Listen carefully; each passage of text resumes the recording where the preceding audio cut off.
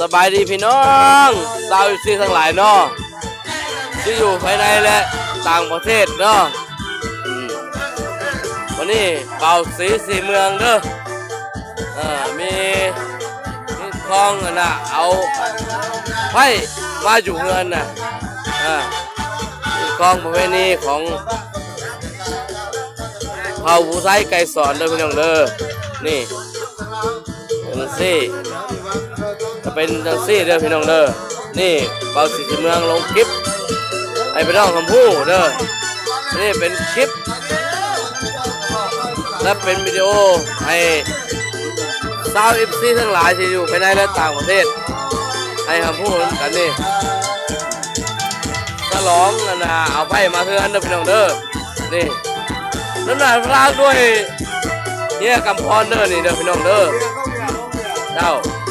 นี่เป็นฮิตของประเพณีของผู้ไทยไก่สอนบ้านโดนวิไลบ้านหลังใหญ่บ้านนาแคนนางและบ้านแม่เด้อพี่น้องเด้อนี่นะกองบนจัดเป็นนี่นะพี่น้องเด้อ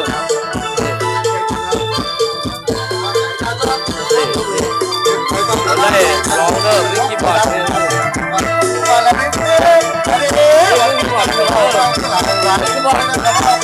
เดี๋ยวอาจจะร้องผิดเด้อเสียง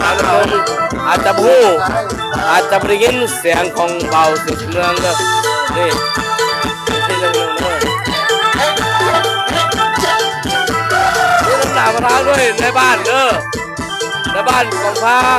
เด้อพี่น้องเด้อนี่สาวซีทั้งหลายถ้าเห็นแล้วกดไลค์กดแชร์เด้อพี่น้องเด้อ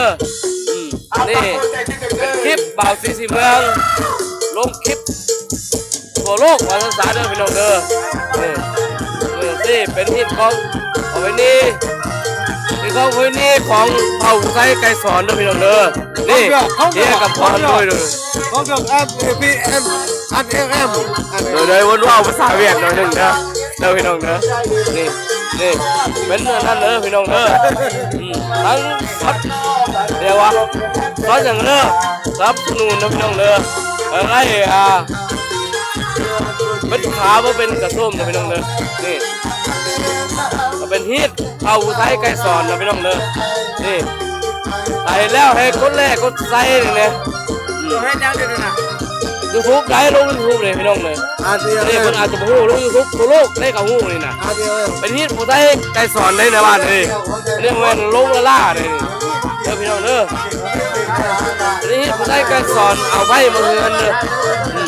จะเป็นหนังซี่นี่น้ำหนามาทาด้วยเฮียตองเด้อ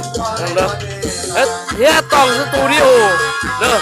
แล้วก็ลูกชายสอนศิลป์สตูดิโอเด้อพี่น้องเด้อนี่มันจะเป็นแบบนี้เอาไพ่มาเงินนะถ้าไปได้เห็นแล้วให้กดไลค์กดแชร์เด้อพี่น้องเด้อแล้วกดติดตามนะสิ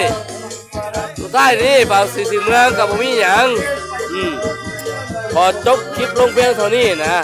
เด้อพี่น้องเด้อขอขอบใจ